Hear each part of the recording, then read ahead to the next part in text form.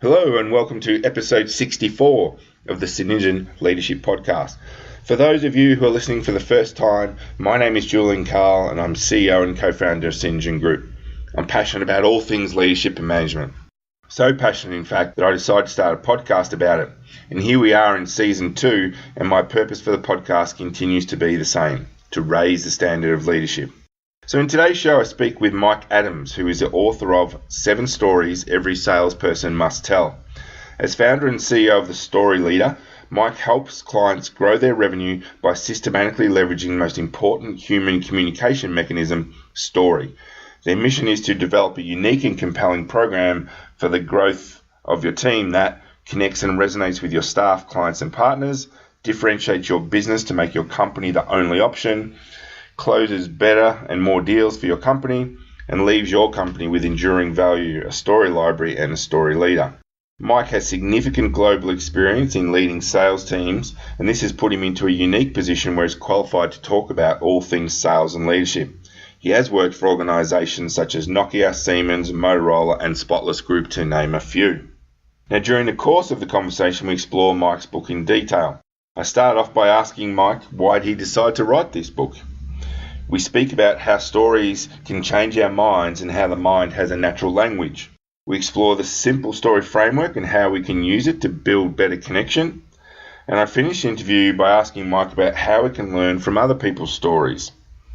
So keep listening, and as always, we'd really like to hear your thoughts about the interview with Mike Adams, author of 7 Stories Every Salesperson Must Tell. Happy listening.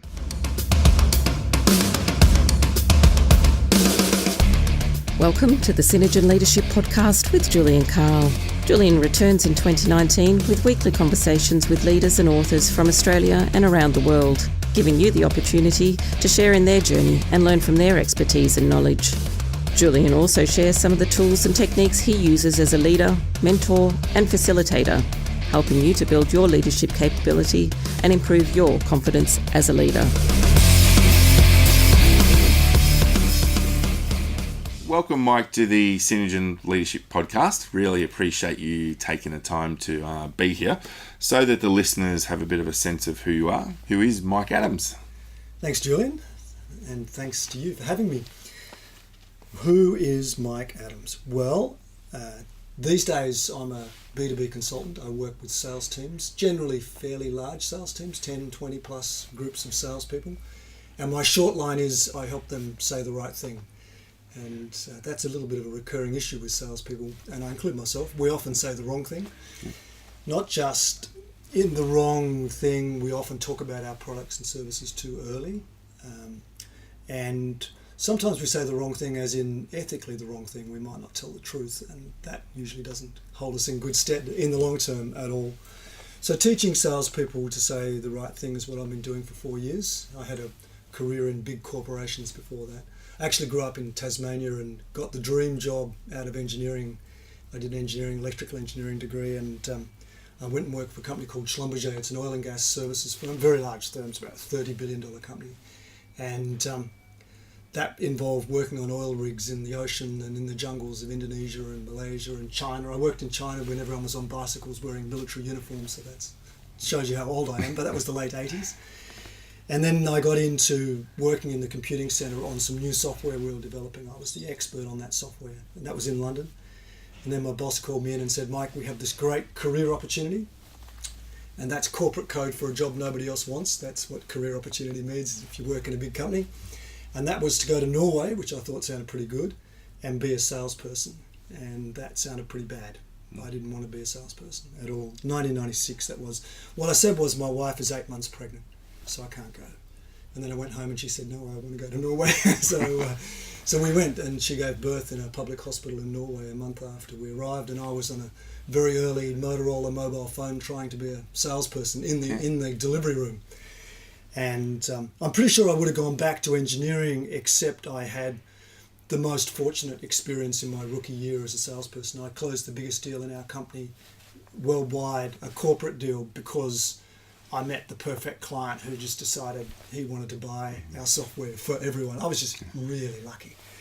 but I thought I was good, as we do. There's a little bit of an issue with us salespeople. We think we're better than we are. And so I ended up running sales teams in Europe. I went to Russia, ran a sales team in Russia, all through Northern Europe, ran a marketing team as well. And then when it was time to come back to Australia, which was 2003, I chose to live in Melbourne, didn't have any contacts here at all, and no possibility of oil and gas work. That's really in Perth. So I had to kind of present myself as a salesperson, which I was starting to be comfortable with.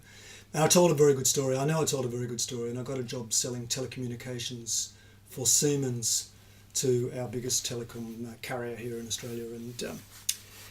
And I did well at that eventually. It took me a little while, but I ended up I was transferred overseas again to Malaysia, and I was running a team of salespeople, more than 100, all over Southeast Asia for what then became Nokia, Siemens and Nokia.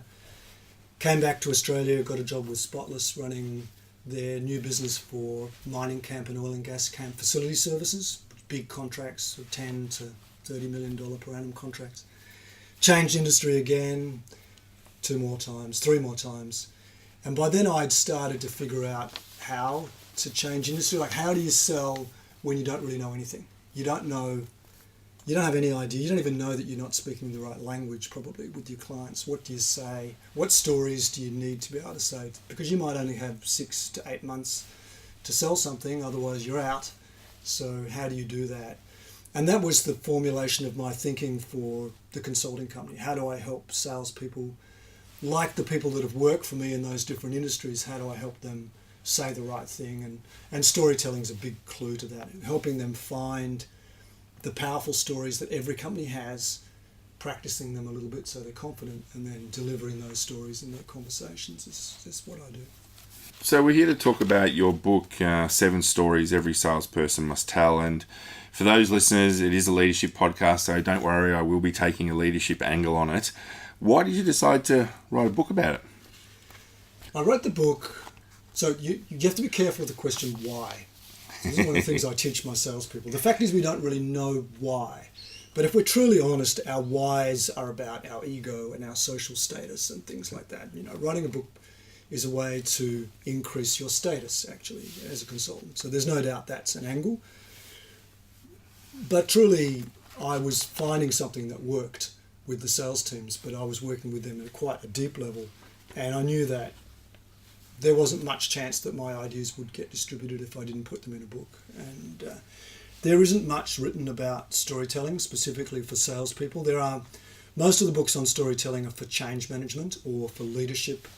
And this was specifically about business development, revenue generation. How do you use stories to bring revenue into your company?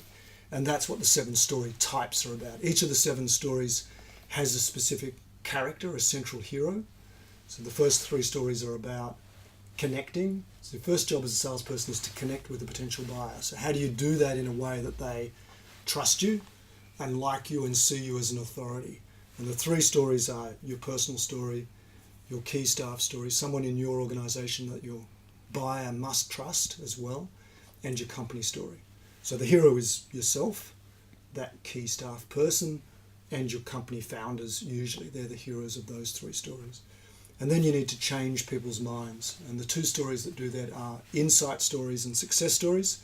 The hero of the insight story is your researcher, the person in your company that discovered the insight that your buyer needs to know. It might be insight about their market or their company, things that they don't appreciate that they should. You can't just tell your client they don't know something about their business. That will sound arrogant. But if you can teach them by telling them the story about how you discovered it, and that's the insight story. And then success stories, which are not case studies. That's the story of a client like the one you're talking to who succeeded with your products and services. And you need to tell the journey of how they were, how they got into the problem they got into, how they met your company as a guide, and then how you help them avoid failure and achieve success. That's a particular journey. We call that hero's journey. Success story. And the final 2 stories are to help you land the deal. And I think very interesting for this podcast as well, value stories. That's the story of how your leaders or the leaders in your company behave when they're challenged, which show your future client how you'll behave when things go wrong. What kind of a company are you really when things... Because every client situation has ups and downs, and what do you like when things aren't going so well? That's the value story, the story of your leader that's challenged. And finally is the teaching story, and the hero is the sales manager. How do you teach your client to buy your products and services when they're in that closed door meeting and they're trying to make the decision? How do you teach them to get around the obstacles of decision making? That's the final story in the book. Yeah, so those are the 7 stories with 7 distinct heroes or central characters in the story. And when I was reading them, I do think there's a lot of application for leaders who are going to be able to resonate with this. But I did want to start off with a small, quick episode if I can. And it's from the introduction. When we joined the business world, we set aside a communication method we'd learned and loved as children. This book is about reconnecting you with it. I want to awaken in you something you always knew, that telling stories is the most powerful way to connect, communicate and learn in any context. So why did we put it aside when we joined corporate? Why don't we tell stories anymore? It's a modern phenomenon that, of course, before writing, the only way we had to communicate cultural information was through stories. If you look at the Aboriginal dream times, there was no written language, so stories are the only way to communicate how to live in the driest land continent on the earth. How to survive is through storytelling, the Dreamtime stories. But then something happens in business, and I think it's probably only as long ago as maybe the 1950s, 1960s, where it started to be thought that storytelling is unbusinesslike. And maybe that people telling stories that are not quite succinct and to the point, so business people sort of get a little bit of impatience about stories. And I teach 5 aspects of a story that if you miss them, you'll definitely have a chance that your story misses. It's become unbusinesslike. We incorrectly think that just give me the facts and I'll figure it out. We incorrectly think that that's how a business meeting should be, and so we bore ourselves witless with PowerPoint presentations of facts and facts and facts without the context of the story. And that's very difficult for our brains. Our neocortex, the biggest part of our brain, 3/4 of our brain, is a sequence prediction organ. It's trying to predict what happens next. And your brain was predicting I was going to say the word next. And because that's what your brain does, that's what it's doing, it's just predicting. And stories by definition are sequences. That's what a story is. A story has to be a sequence of related events. Otherwise it's not a story. It's just assertions. And because it's a sequence and because we know by cultural understanding that stories are unpredictable and surprising, we pay attention. So, and as I'm sure you're aware, attention is probably our most scarce resource these days. Everyone's distracted by their phones and their things beeping, and we're not really paying much attention these days, I think, even compared to 10 years ago before the rise of smartphones. So probably storytelling is more important now in conversation than it ever was because it grabs attention. We want to know what's going to happen next. Netflix is a multi-billion-dollar organization, and I think one of the reasons they're so popular is at the end of that series that you just watched, it goes 5, 4, 3, 2, 1 to the next episode, and we go, what's going to happen next? And we stay and we binge watch, right? Because we just want to know what's going to happen next. And that's what stories do. They keep that suspense. Yeah. And Netflix has even worked out how to capture you beyond that, because then it comes up with your recommended suggestions. Correct. Because what do you like, and you like this next one. So they've really nailed that storytelling aspect. And businesses should learn from that, because most businesses in their marketing communications, in their presentations and in their conversations, they sound exactly like their competitors. They make the same claims. They say, we're the number one at this, we're this and that. And it sounds fake, and it sounds like all your competitors. So I think for your listeners, it would be interesting to talk about the company story, because that is something that everyone who meets a client should be able to tell. But most staff in most companies can't tell their company story. And so maybe I'll give you a little example of a company story. Go for it. So the first time I really took notice of how powerful stories are was when I was working in Russia. I moved to Moscow with my family, my boys, 3 boys. They were probably 4, 5 and 6 at that time, quite young. And we moved to Moscow. My territory was all of the former Soviet Union, and we were selling software, and I had a sales team. I was running a sales team there.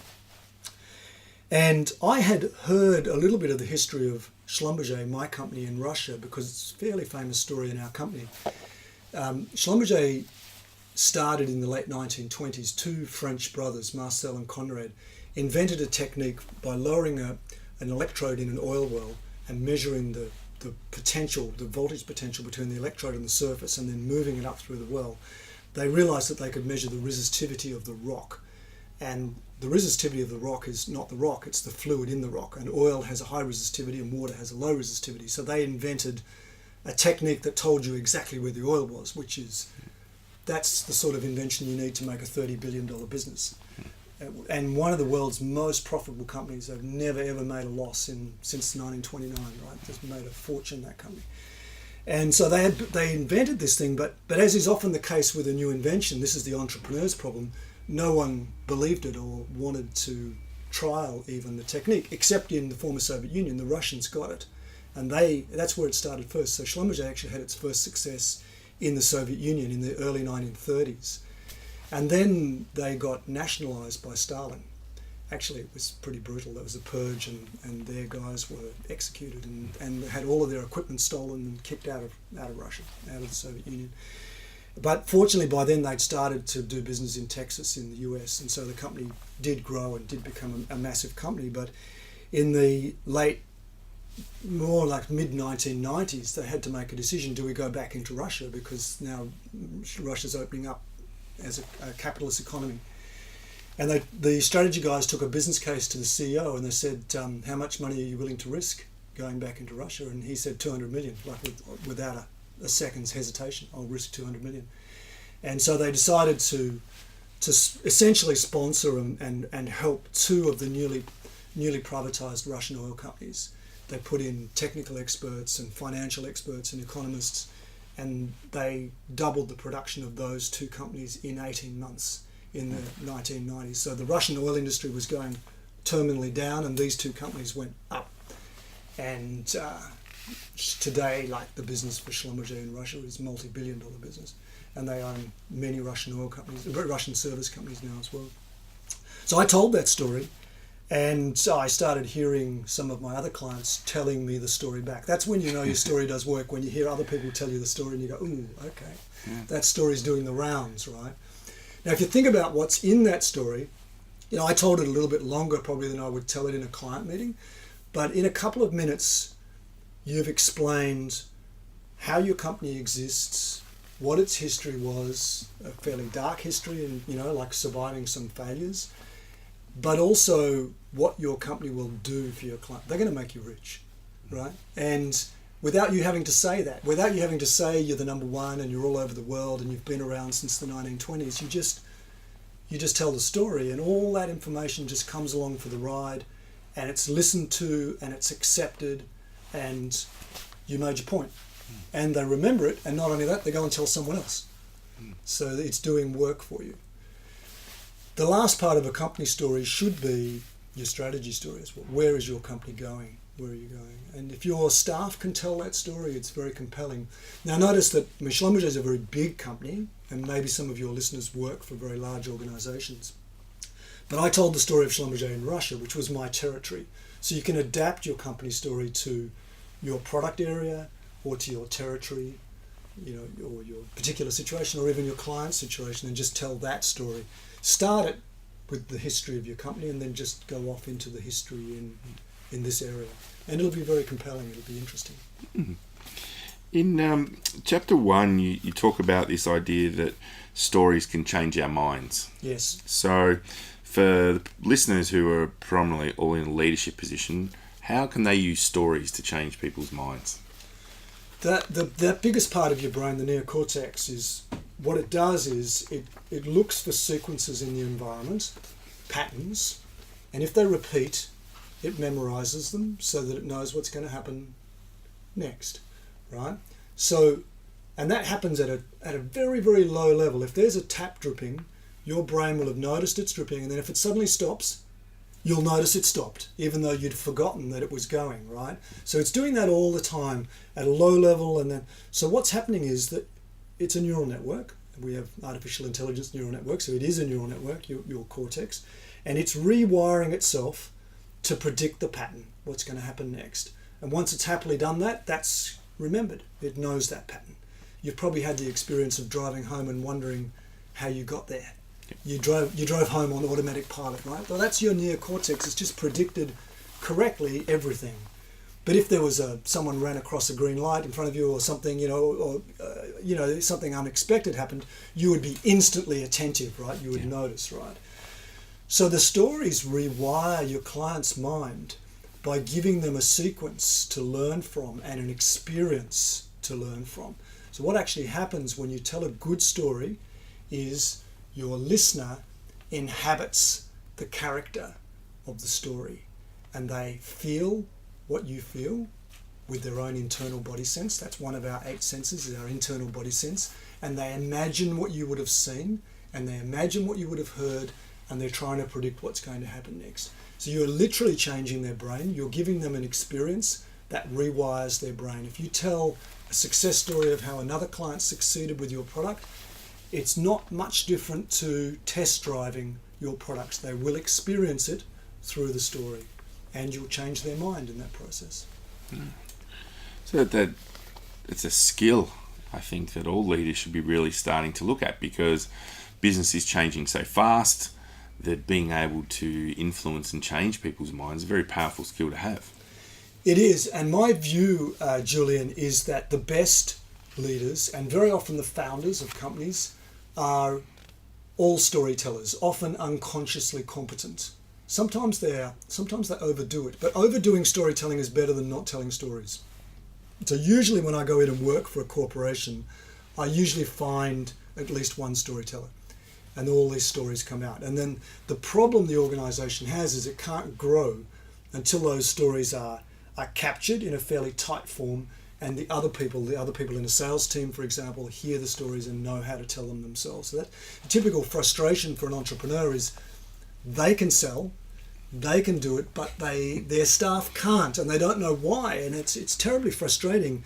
But they don't realize that they're telling all these stories, and it's easy for them because of things that happen to them. It's more difficult for someone else to learn how to tell your story when they weren't the character in that story. But that's what we teach. And that's a tremendous point of understanding for an entrepreneur is I've got to get those stories out into the salespeople. I've got to give them a chance to practice the story so that they're comfortable, because it's a little bit like picking up the phone for a salesperson. That's a little bit of a fearful exercise.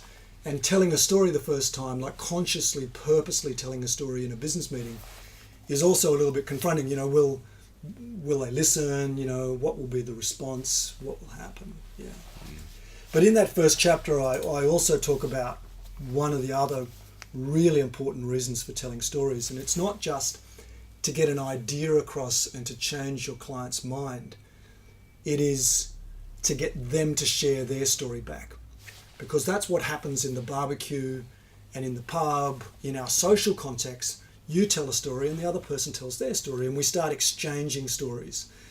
And that's really important for business development, because firstly, that initial exchange where maybe I tell my personal story, like I did, going to Norway and why I do what I do. If I say, well, Julian, enough about me. Why do you run a podcast and train people on leadership?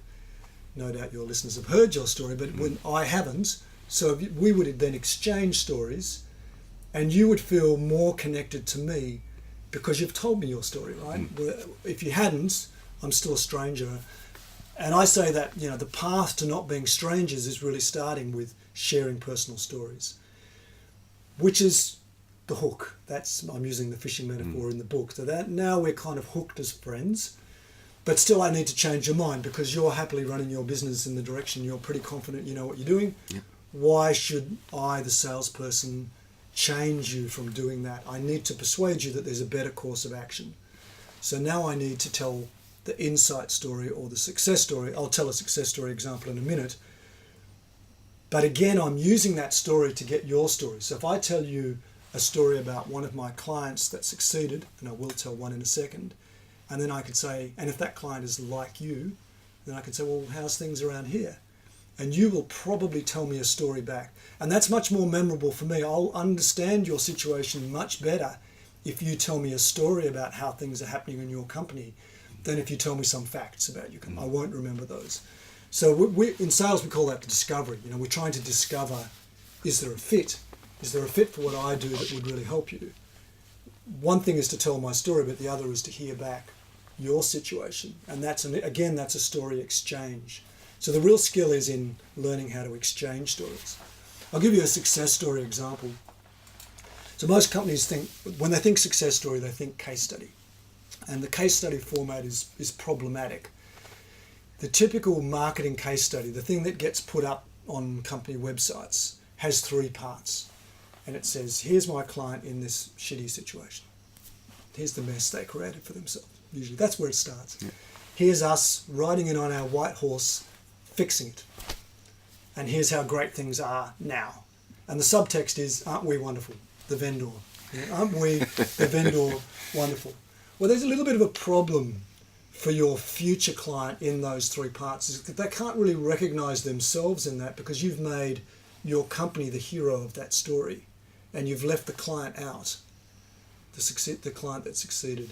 So we actually need 6 parts. I can't get it less than 6 to get it in there. So I'll give you a quick example and then I'll take you through the parts. So one of my first clients was a financial services company, a company that was built by 2 brothers, and they were focusing on providing financial planning and financial advice for high net worth individuals. So people that had made 10, 30, 40 million dollars, they had complicated personal and business finances.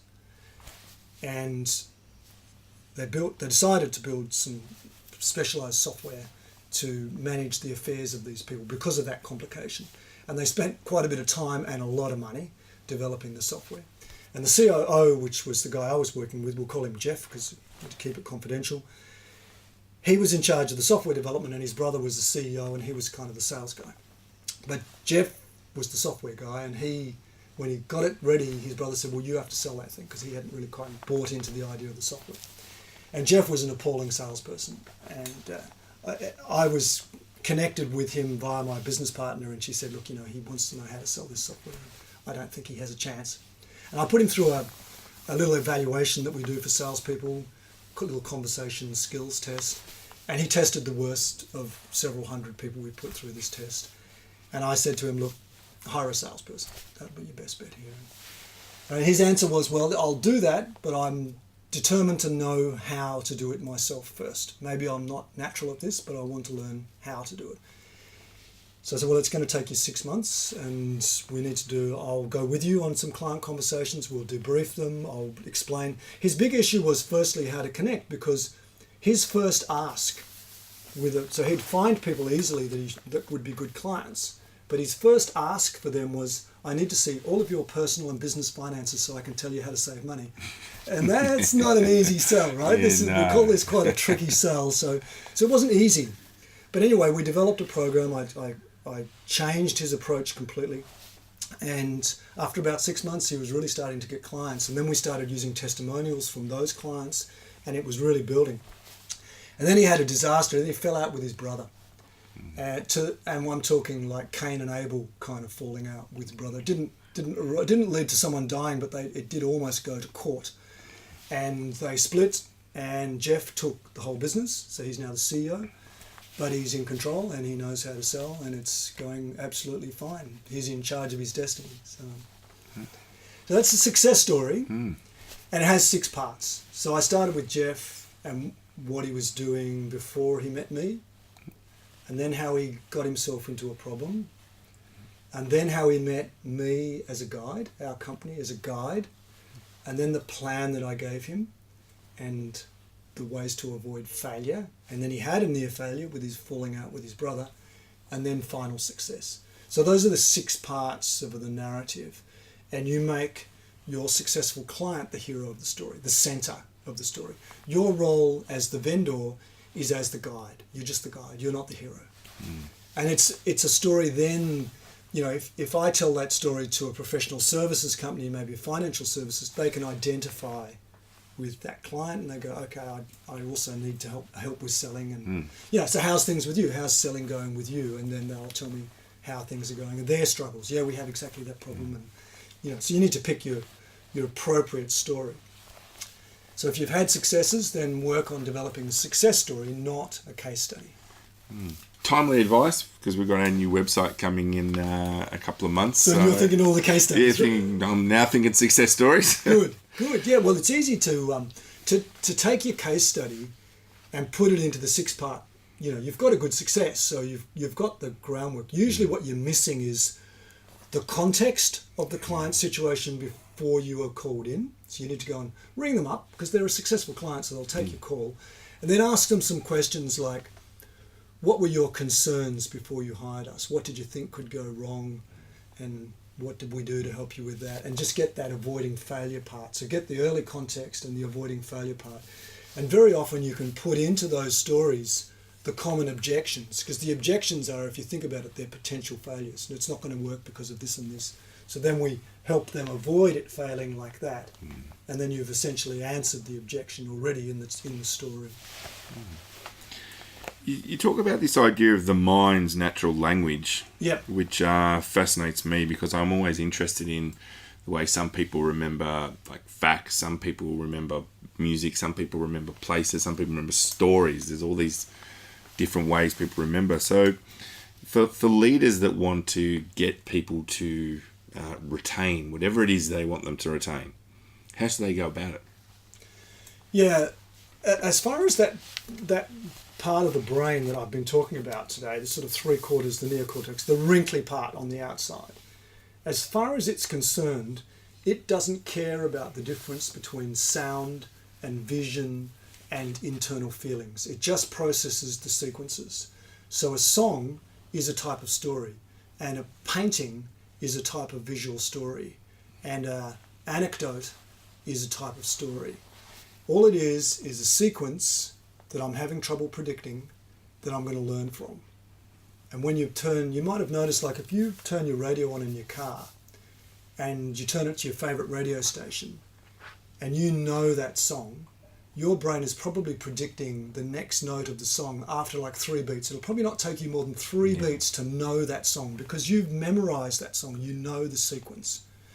So whenever you have a story that's interesting and surprising, people will remember that story long after they've forgotten everything about your presentation and the features and benefits of your services, but they'll remember that story just like you remember that song because the sequence, the pattern, has now become interesting to you and memorable because of that unpredictability. It's the surprise.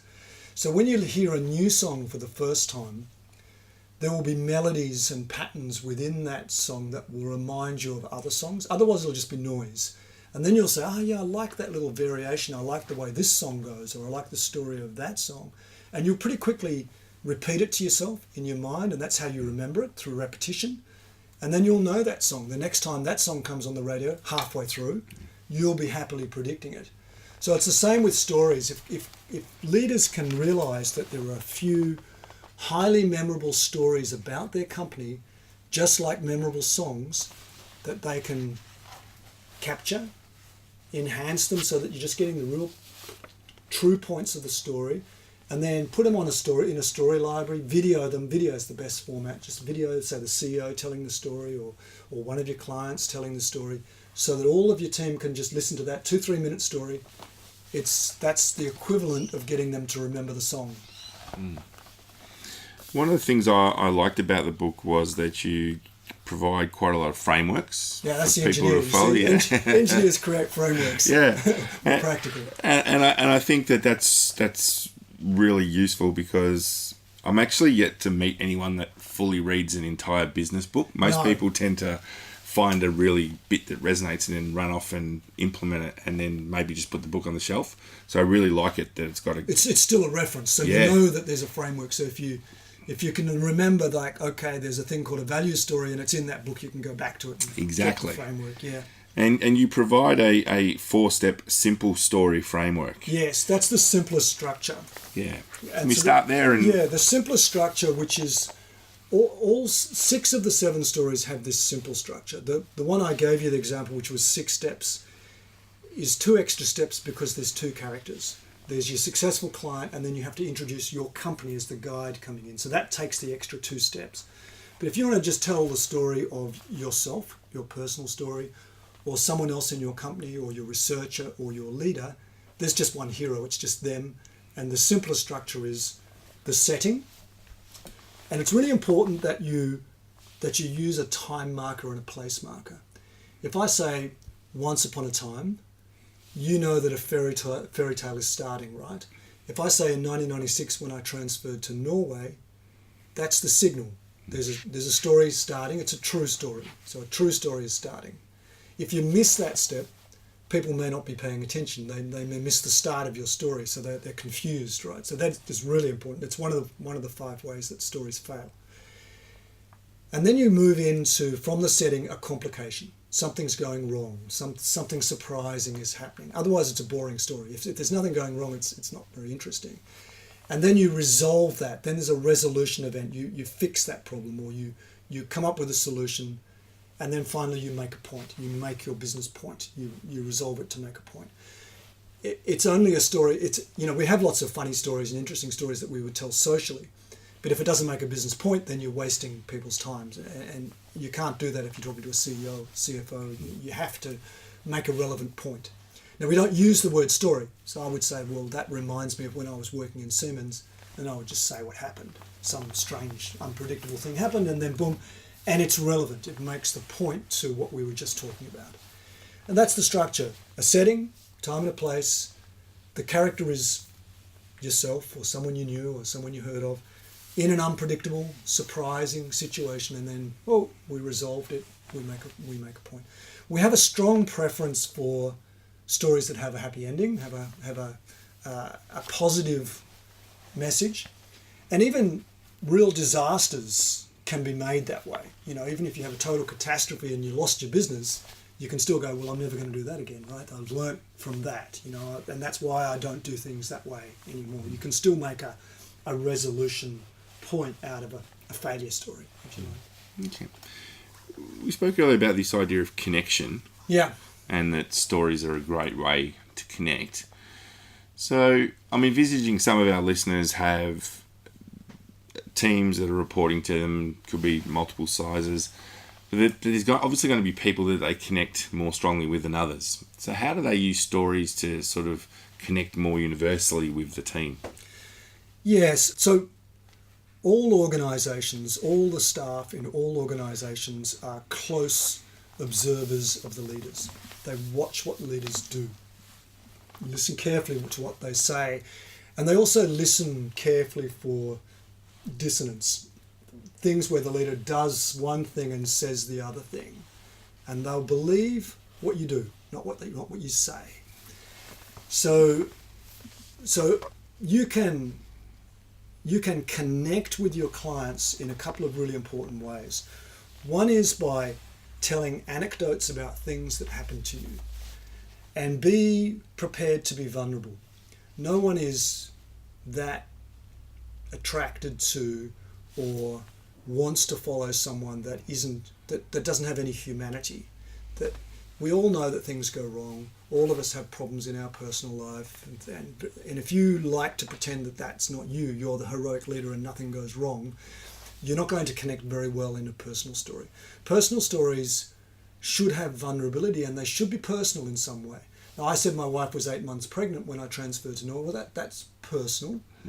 If I put that in my personal story in a small business meeting, it's likely I'll get something personal back from the other side. If I'm addressing a staff meeting and I talk about something that went wrong and that was embarrassing, but I put it out there anyway, and I'm vulnerable like that, it connects far more than follow me, I'm the great leader who knows what he's doing, and because that's not really that believable. So that's the first way. Vulnerability is an important concept with a personal story. And the second thing is the value story, which is story number 6. And that is demonstrating the kinds of behaviours that you would like your staff to follow and pick up on. And if you do that in a kind of public way, you will trigger a story. And I'll give you an example from my experience. It was when I was working with Siemens, massive German multinational company, conglomerate. And I happened to be with our CEO, Albert, country CEO, Australia's CEO. Albert, he'd just taken a phone call. I could tell it was a serious phone call. And he confided that Siemens was delivering some of the major components for a big electrical engineering project. It was the Basslink, the cable that connects Tasmania, where I grew up, to Victoria. Okay. And they were providing the inverter transformers that go at each end, massive pieces of equipment. And the ship that was bringing the transformers from Germany to Australia hit a storm in the Southern Ocean, broke its rudder, and smashed all 6 transformers on the way to Melbourne. And so Albert was fielding all these calls from a very distressed and unhappy Victorian state government and Tasmanian government and all of the other project stakeholders of this, really large project. And he told me that the Siemens board met, emergency meeting, no discussion about who are we litigating and where do we recover our money. It was how do we build 6 transformers in record time, and they actually hit the project delivery time. They built them again in way under the previous build time. Wow. Yeah.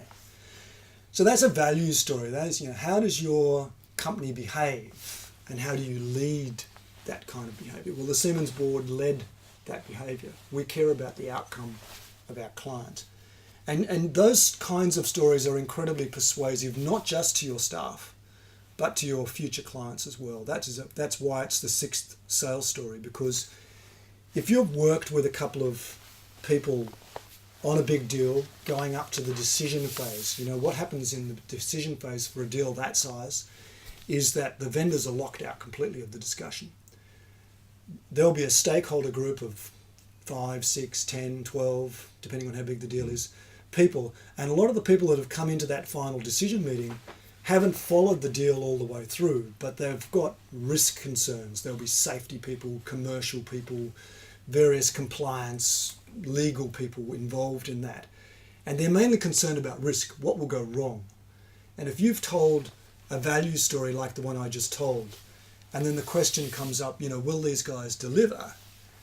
Well, the guy in your client organization that's heard that story, they don't have to deliver the story. Their tone of voice will convey their conviction. Listen, guys, it's Siemens, of course they're going to deliver. And that's unbelievably persuasive. That's worth a lot of points of margin, in fact. Clients will pay more for the certainty that something is going to be delivered, that they will get their outcome, they won't lose their job.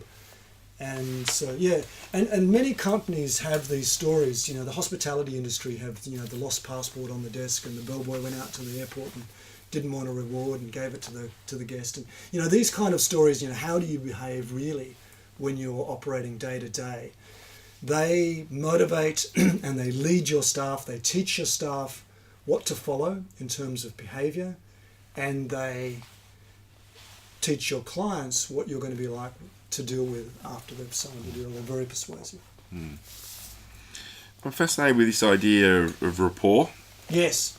From a number of different angles. I think that obviously in any sort of sales relationship it's crucial, but I also like to explore it from people, how they build rapport with the people that report to them, and also importantly their peers. So have you got any tips you can give them on how they can build rapport? If you look at it's probably hundreds of thousands of books that have been written on sales. The first sentence in my book is, the world is not waiting for another sales book, and it's really true. There's no shortage of literature. But the area of rapport is almost not written about. We just kind of know that some people seem to have it and others don't. Some people seem to be likable and others don't. We can't all be Irish, right? So how does this get built? And so it's been really missing from the literature, and I think that storytelling is an interesting clue to that. And I believe that rapport starts with the story exchange. So people will start to like you when they hear their story, but you won't be connected with them in a two-way exchange until you've heard their personal story. And leaders should take the effort to learn the backstory of their staff. How did they get to be where they are, and why do they do what they do really? Because although we all have deep-seated, somewhat animal motivations, our intrinsic motivations to be competent and to relate to the rest of the staff, to have proper staff relationships, and to have autonomy in our work. So autonomy, competence, and interrelationships with staff. These are pretty fundamental, and the world of positive psychology is starting to really analyze. There are papers written on this finally in the last few years, very recent. What these papers tell us is that you should not assume what the motivation is of your staff members. Don't assume that they're motivated by money. They probably aren't. Don't assume that they're motivated by the carrots of whatever status or the company car park or whatever. And you won't find those things out unless you one-on-one exchange stories. So, and the way to do it is to be vulnerable first. Tell your story and be open about your own fears of your job and your leadership position, and then ask them, well, what about you? How did you get into this? Well, how did you come to us? And just learn a bit more about your staff, and it will totally change the relationship you have with the people that work with you. And if you only do that with your direct reports, but teach them by being private about that and keeping their confidences, then they can go out and do the same thing with their staff, and you can start to create this kind of much better rapport and connectedness with your own staff and, of course, with your clients and your partners. You remind me of a mistake I made when I was leading a sales team, in the assumption they were all after a bigger commission. And I had a very good commission structure in place, and one person in particular just didn't buy into it, and I had to do that, have the one-on-one, and realise that it wasn't about that for him. It was about just, the respect and the recognition for the work that he was doing. So as soon as I took that approach, wow, what a difference. Yeah, I mean, some people think that there's only like hunters and farmer kind of salespeople, but I think there are three really important categories of salespeople. I call them magicians, marines, and medics. The magicians are the true BD people that will open up a new market and find a way to sell something brand new. They are typically motivated by the challenge, not by the reward. You'll have to pay them a lot because they're very rare. It doesn't mean you can't avoid paying them well, but they're not month in, month out commission focused. They're trying to solve a problem, and they're a different personality from the very well organized, persevering marine that probably is a bit more motivated by the money and the transaction of getting it done, get it done, repeat, rinse, repeat, but they're following a process. And then the medic is the account manager that's much more motivated by the ongoing relationship they have and friendship they have with their existing account that they're trying to upsell. And they're motivated by expanding the relationship and by the friendship that they get within the company. And that's three different characters completely. So you must know that that's three different motivations. And if you put the wrong character in the wrong job, it's probably not going to work very well at all. You talk about something which is a big passion of mine, which is this idea of customer. And I'm always fascinated with the idea. You have all the iterations of customer service, customer satisfaction, customer centricity, customer experience. For me, it's all about a connection with your customer. But you talk about this idea of the fight for your customer's mind. And I think this is important to explore because I always encourage people that come through our programs that wherever they are in an organisation, they've got a relationship with their customer. So how can they fight for the customer mind? Well, the first critical thing is to be different from your competition. You've got no place in your customer's mind whatsoever if you're exactly like all the other suppliers that do the same thing. So changing from telling your client how great you are at different things to giving them an experience of how you are is a big change. Now, you can give your clients real experiences. Come and test drive this thing. Let's go and do these things together. Let's go and have a look together with your customers how they use our client. That's an actual experience, right? But you can also deliver experiences with stories. stories are a very close second to getting the experience. I've worked a lot in oil and gas and mining industries, and safety is always a really big issue with those companies because it absolutely affects the bottom line. When you have a fatality, it can shut your business down. But it's one of those rare events. So how do you get people to have the experience of that? And I'll tell you just two really short stories. Like I read about one company that their safety induction is not multi-choice online, with the headset on, trying to get through this online induction training as quick as I possibly can so that I can go and learn the real job, right? It is everyone comes to the top of the tallest tower crane on our latest construction project, hooks onto a harness and walks all the way out to the end of the crane to understand what height safety is all about. Ooh. Now, that's an experience, yeah. One that they'll talk about and say to each other, but it's a true indoctrination into the company. We take safety seriously, and you don't want to fall. So interesting, right? But that's a true experience. And I also on another podcast, the story about a manager of a logistics company, the CEO, coming onto a big site, deliberately not wearing his safety vest. And the first person that pulled him up for it, he pulled out some cinema tickets and said, right, and you take tomorrow off, because so he's giving them an experience of, no, everyone is following this thing, including me, and you're going to force it. So actual experiences, but you see the story, triggering the story of him doing that, I say it's almost as good because that story will get told all the way through the organisation.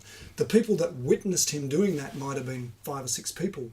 The people that heard the story could be thousands in a big company.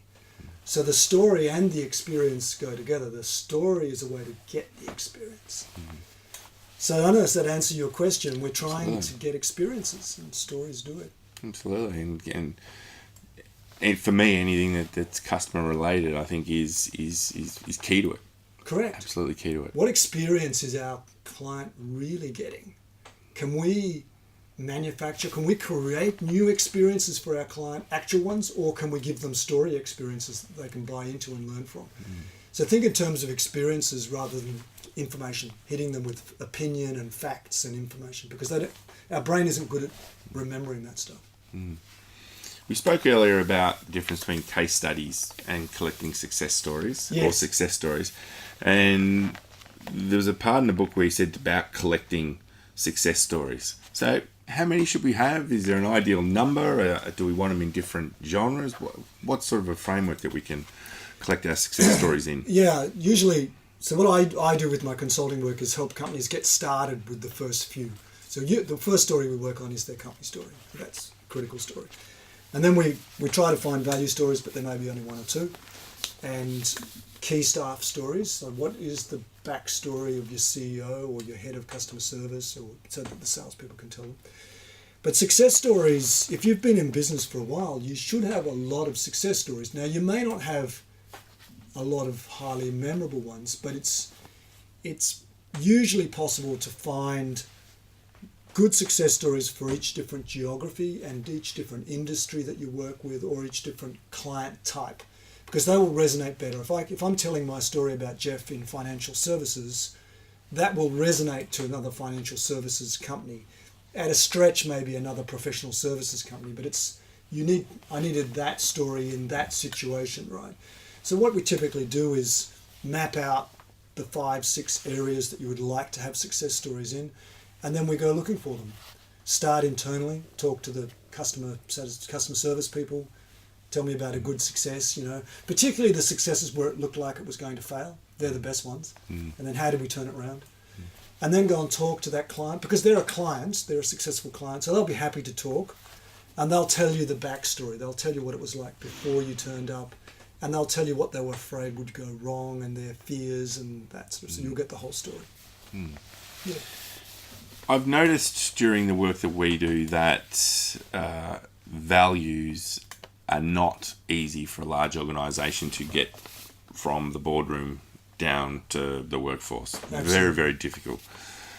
And so I'm always looking for ways to encourage people and give them some insight into how they can do that. And I really liked your framework about the value story.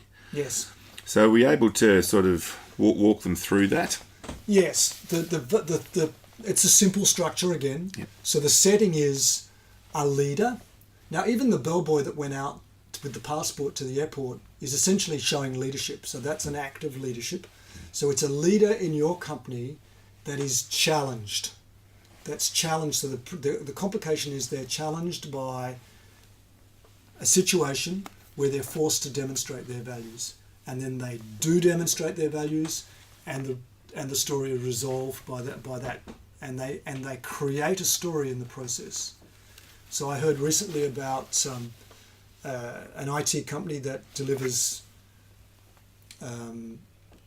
systems integration work for corporations. That's their business. And they have a number of vendor companies that they sell in as part of their service. And the CEO was getting ready to sign a partner agreement with one of those suppliers, and the last clause in the contract said that he would receive 10% commission on any of the products that went through as part of his system integration work. So the CEO had a couple of people from his staff around him, get the pen out, crossed out that clause and said to his staff, we don't take commissions. We have an open relationship with our clients. We get paid for the work we do. We don't want there to be any potential conflict of interest with it looking like, we're getting paid some backdoor way for proposing this particular third party. Mm. It's the leader's challenge. No doubt that 10% looked attractive. Yeah. Could probably have calculated what it was worth, but it was also a teaching moment to say, no, we don't do that. Mm. Yeah, and talking about teaching, you actually have a whole part in the book which is about teaching stories, learning from another's experience. Yes, particularly for sales, particularly teaching salespeople. That's the true role of the sales manager in my view. It's teaching from experience with stories. And that's why it's difficult to be a sales manager if you haven't had the experience of selling. It's very hard to have rapport with a salesperson if you haven't done it. It's a tough job because you sit between management and sales, and you have to be a manager as well. You have to be able to manage finances, but you also have to coach that sales team. And by far the best coaching is the stories. They want to hear the stories about how you got around the problems that they have, or people that you know that got around the problems. So that teaching story, which is the seventh story, is a really important one. If we have time, I'll give you an example of the teaching story. So when I was account executive, I had a pretty big number. I can't remember. It was in the tens of millions was my target. And I had been working for quite a long time on a deal with a media company. And it was for an early version of music download platform, before there was an iPod, actually, in the mid-2000s.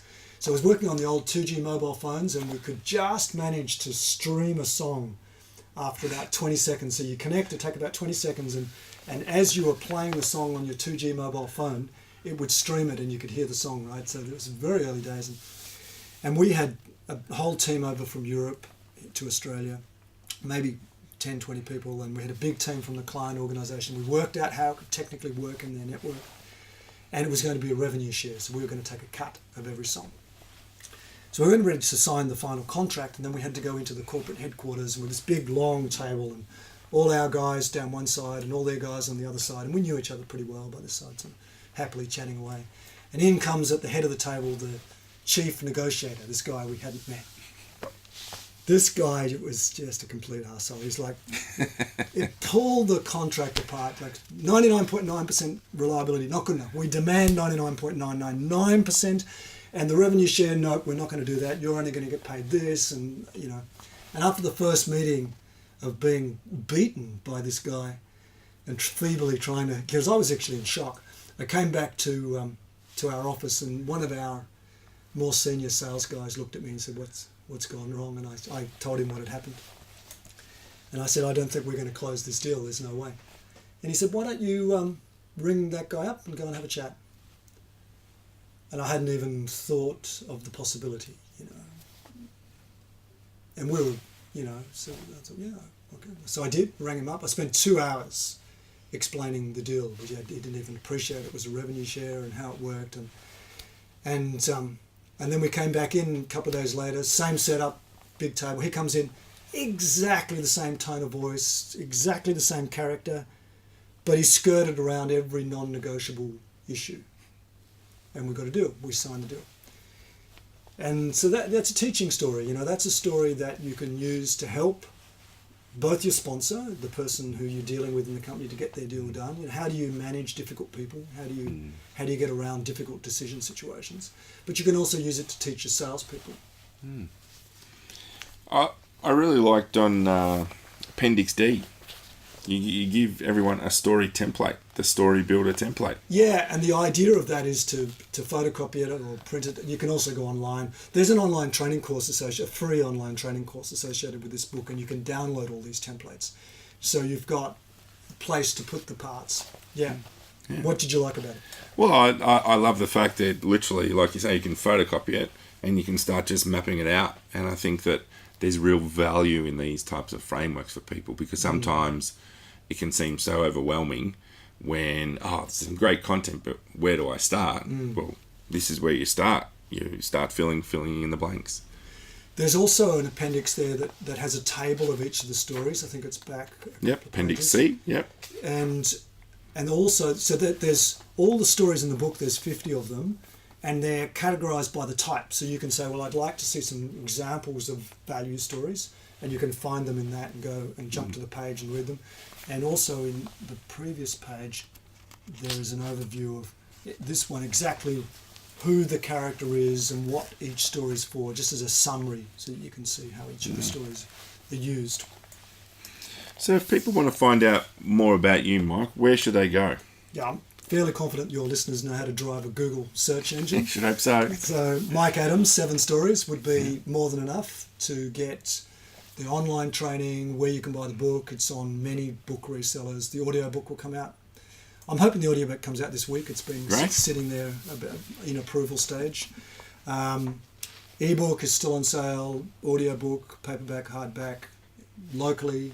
If you want a bunch of books, I can send you the best quality book is not the print on demand from Amazon. Those tend to be fairly cheap production. So if you want 10 or 20 books, then I'll send them to you, and they're really good quality. Okay. Any last words on leadership and storytelling you'd like to share with the listeners?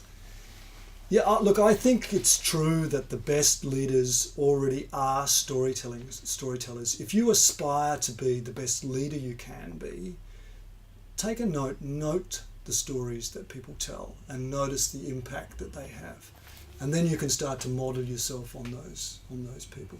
And there are some really good examples on YouTube. Steve Jobs tells great stories. There's the whole history of those kind of stories you can listen to.